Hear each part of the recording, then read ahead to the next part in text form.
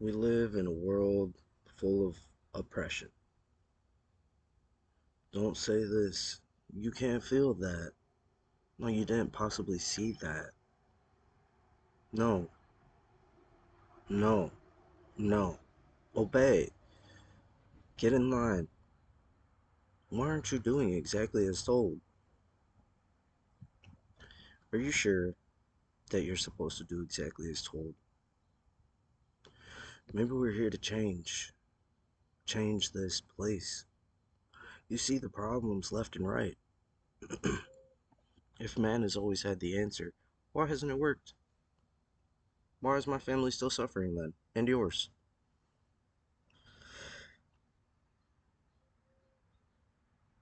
The the way that things are, the rich get rich, richer, and more rich. And the poor, they're living on a prayer. They're living by faith. And maybe they have more peace than the rich person, perhaps.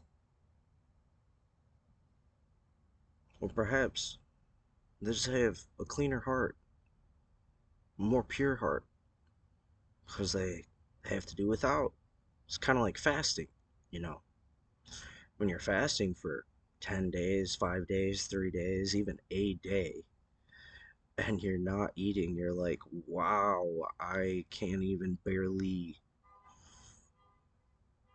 fulfill myself in any other way besides my satiating hunger for food, right? And you realize how dependent you are on things, right? So, like, as you let go of more and more things, you're forced to be humble, you're forced to be grateful. It creates a very strong mind, these poor people. In the end of this battle between the true, authentic creatures and the parakeets,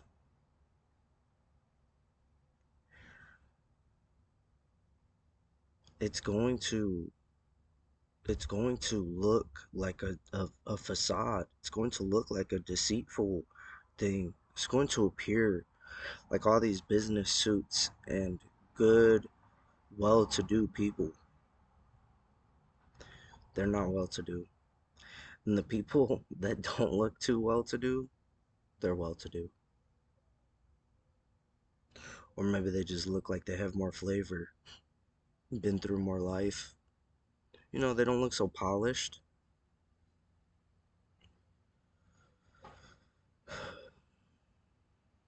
Maybe we're all meant to be something substantial here, with great purpose. How are you supposed to fulfill that purpose with every voice in the entire world telling you how to live and who to be and what to think, which way to go? And then there's the obligations, right? We're obligated. We're obligated as people to live a certain way, match society and standards, fall in line. You see, that's exactly why children were ever diagnosed in the first place, is because they weren't falling in line. So, in order to make everybody unified, they had to they're always getting to a place. And as this unfolds and they're getting to this place,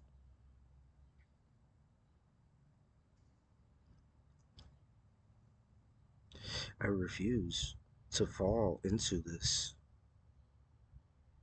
I refuse. No material thing in this entire planet ever has fulfilled me or given me any satiation, anyways. So fleeting. The most pure, wholesome time in the whole world is around people that that I care for.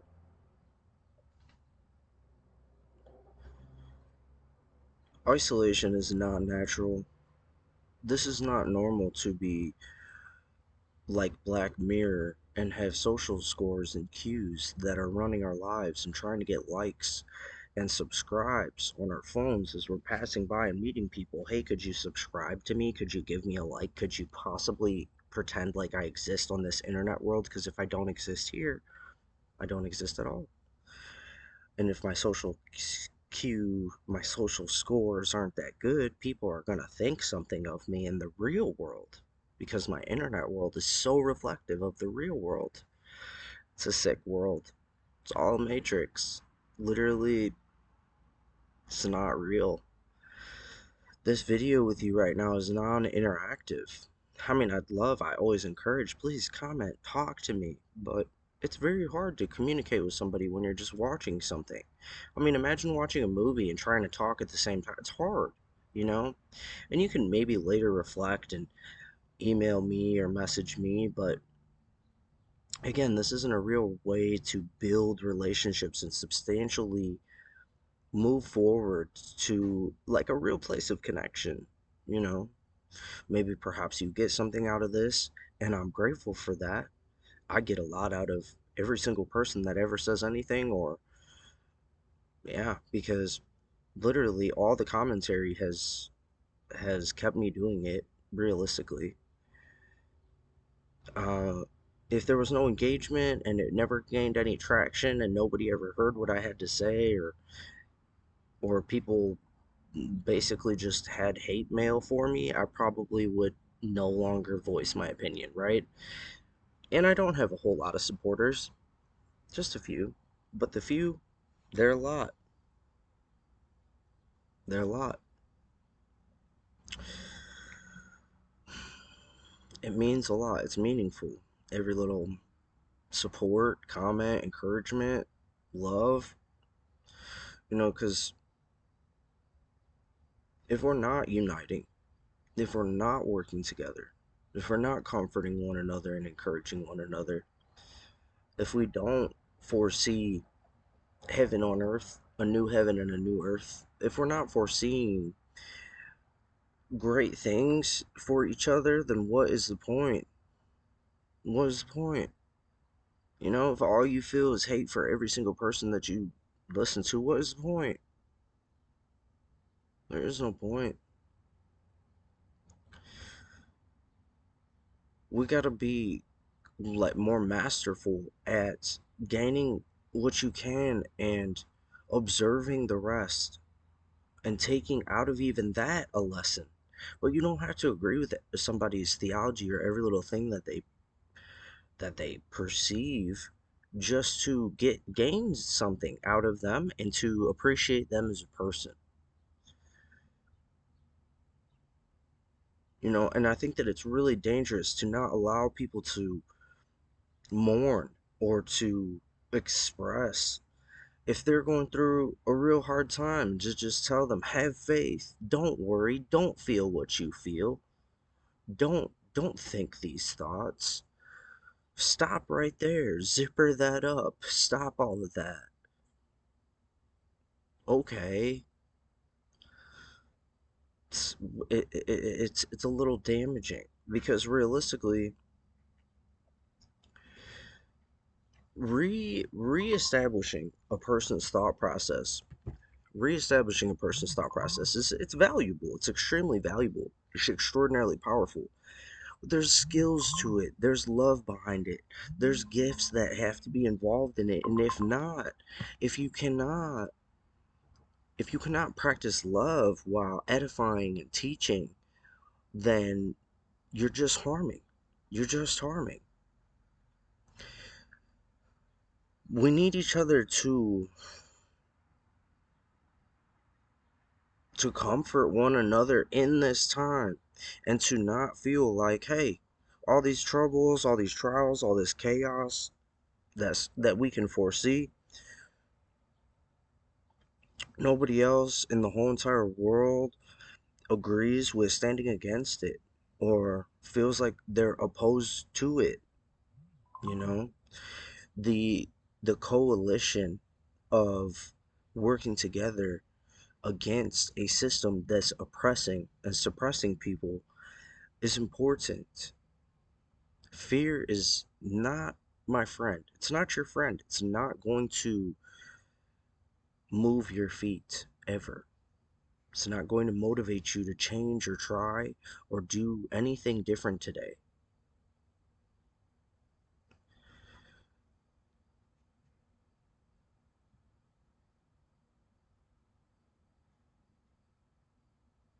So you're different. So you're unique.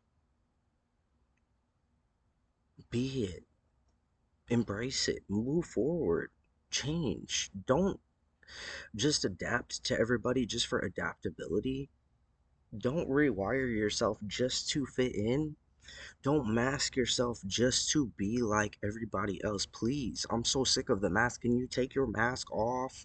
Can I know who the real you is? Can you stop being so indoctrinated? Can I stop hearing a parakeet? What do you really feel and think?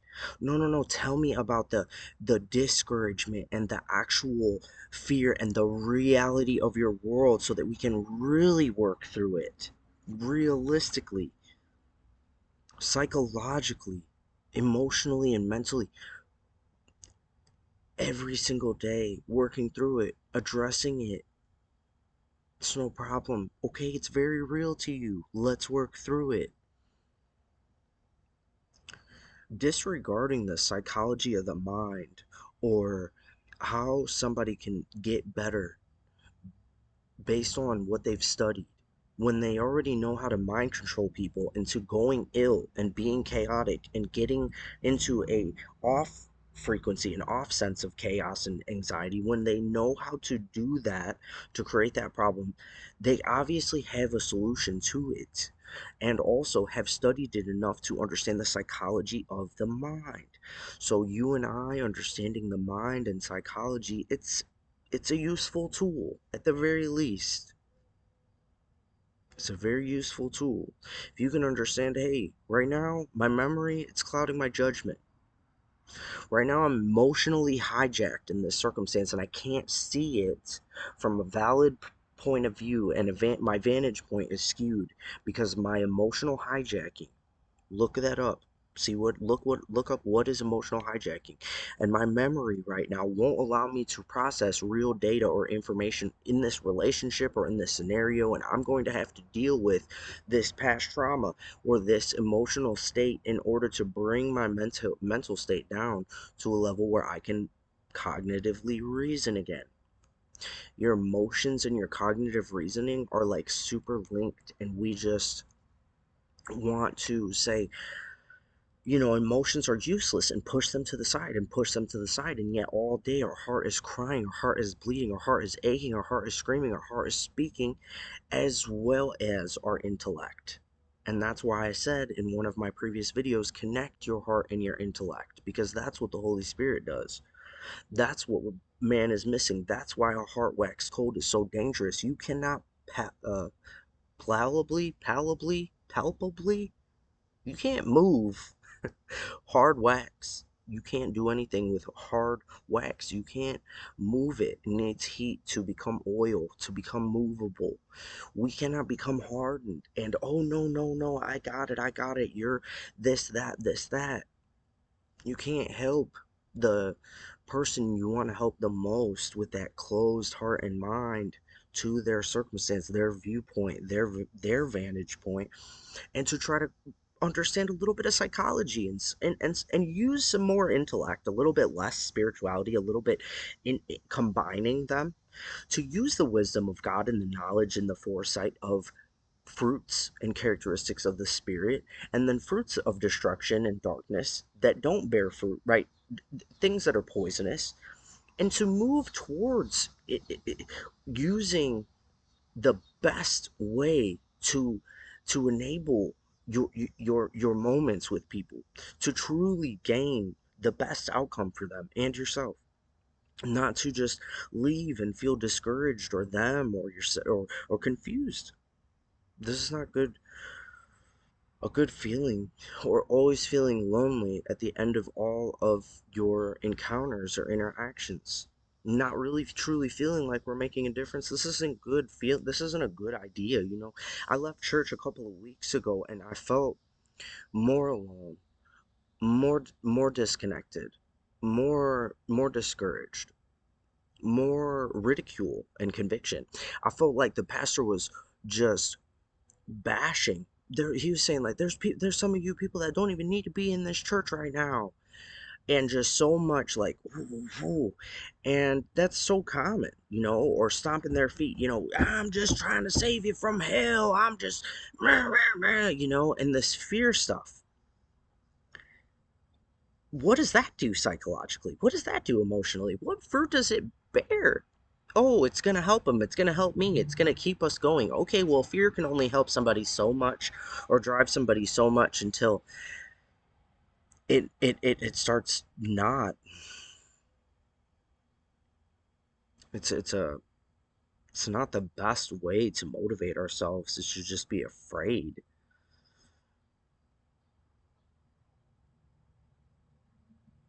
I don't want to wait for my death and my last breath to experience peace or heaven or to not have tears or for God to hold me. That sounds ridiculous to me. I know He created me. I know He's here now. I know He helps me in my dreams. I know He helps me in my day to day walk. I know He provides things that I barely pay attention to. I know He's listening. How ignorant is it to just wait to die, to talk to Him, or to create with Him? Maybe He wants my most beautiful visions to come true. Maybe He wants your most beautiful heart desires and all those things that you long for to actually come to fruition, but you're too busy thinking that all you have on this earth is suffering and to not have anything good, and goodness isn't for you.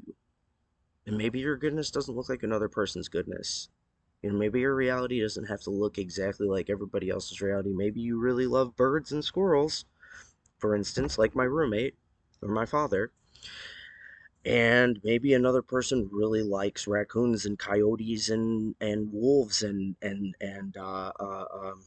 wild cats and dogs and stuff, and like kind of more ferocious animals instead of like the birds and the bunnies and the squirrels and the chipmunks and stuff. And maybe some people like the scary ones, and some people like the fuzzy ones, and people are different, but your reality is your reality. So if you like all those lions and foxes, have them, and the other person that likes birds, have them. And you like an aquarium, you're a fish person, you want an aquamatic, whatever the word is, system in your house, have it. I don't like oceans, I don't like water, I don't like all that stuff. It's not for me. Will I enjoy it when I'm there and witnessing it? Sure, but would I go back to it over and over and over? No, it's not my jam. It's not my peanut butter and jelly. But like, you should be able to pick the flavor of your jelly. You should be able to enjoy your peanut butter, Just look at the ingredients, make sure it says salt and peanuts. It doesn't have to have hydrogenated oil. Just be a little bit more careful. So all we really need to do, can we trust the government? Absolutely not. Can we trust what's going on in the system? Absolutely not. Are they trying to create more division and more oppression and more offing everybody? Yes. So why they're going underground in bunkers and making this hostile environment so almost unlivable, breathably, and everything else, that it's, they're trying to, that's the end for the above world, and they're trying to, hunker down underground. Look it up. Look up all the millionaires that have underground bunkers and mansions and tunnels and lives, and most likely the government and everybody else probably underground, and that's why what happens up here they don't care about, but minimally they're going to try to do minimal damage, but whatever they're trying, they're always experimenting, but whatever can just destroy us, but in certain areas, but not, the whole thing, because they want to utilize it for whatever they want to, because the people that really run this stuff are really greedy and sick and evil and don't have love. They don't.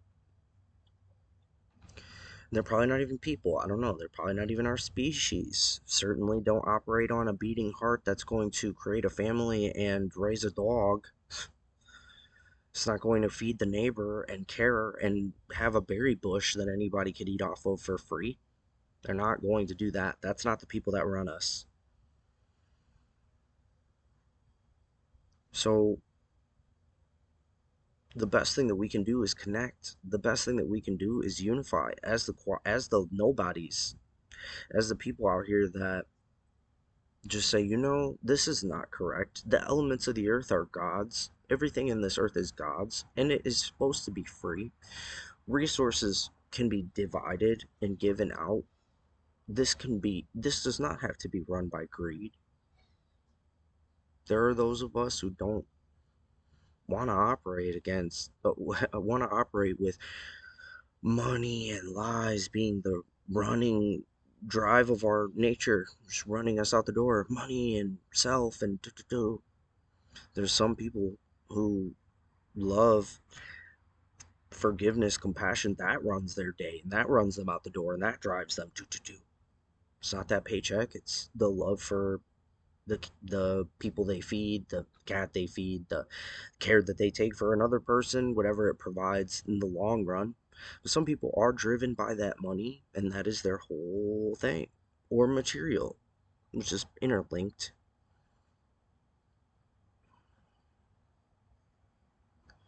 I just want to be different, make a difference. I want to find peace today.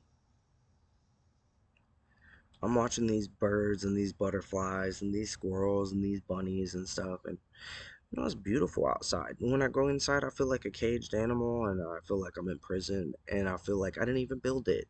Maybe that's why, you know. Maybe if I had built it with my own bare hands, and that was my shelter, and I got to go in and out of it whenever I wanted, and I didn't feel enslaved to it, maybe then I'd feel different about my home. Or maybe if I wasn't answering to somebody about it constantly, or if it wasn't on a camera, like at all times, whatever else, maybe then I could feel like it wasn't a prison. But this is our reality. So while we can connect and speak openly and freely like this, and they don't have total control, and these 15-minute cities aren't totally taking over, and everything that they're showing us isn't totally here yet, and the 6G isn't completed, maybe we can do our best to connect. Now, our strongest weapon, our strongest weapon. I am sweating and I want to go inside, so I'm about to wrap this up. But our strongest weapon is praise and being joyful. Them prison doors, they can't hold praise. They can't hold joy. The people that are walking around singing la di da di da di da di da all day are the strongest minds today. The ones that are jumping up and down, excited about a potato, they're strong. The ones that are telling you God is so good, they're strong. There comes a day when this money and all of this stuff is going to be the opposing, it's going to be the division that Jesus was talking about when he was even talking to the ruling oppressors with the religious Pharisees and Sadducees of the day. When they had all of these rules and statutes and commandments that they upheld as the strongest law against every man, woman, and child, speaking as the voice of God, and Jesus literally said, like, nah, to all of it. Like, not to the Sabbath, like, not to stoning women, like, not to the woman at the well being condemned. She was, prostituting and having sexual relations with multiple partners. Like, nah, not to your hell theories, not to your blood sacrifices, not to your traditions, not to everything that you're saying, not to your hating the blind people, not to the leprosy person over there being condemned and shunned, not to everything that you are saying. Nah, that's what Jesus did and said. That was his whole ministry. And I follow Jesus. I thought that's what Christianity was. But I came to find out that it wasn't necessarily a follower of Christ. It was just a denomination within another denomination, with a branch off of Catholicism, which was a branch off of the Roman Catholic Nicene Creed that even started the murder of Jesus in the first place, that got this book to be exactly what it is. And again, Jesus never picked up a pen. He never picked up a pen. What they do have recorded of him saying is things like, you'll do greater things, you'll do things like I've done and greater. Or tell this mountain to be moved into the sea and it'll be done for you. Or by your faith it's done. Or what you believe. Let me look it up really quick.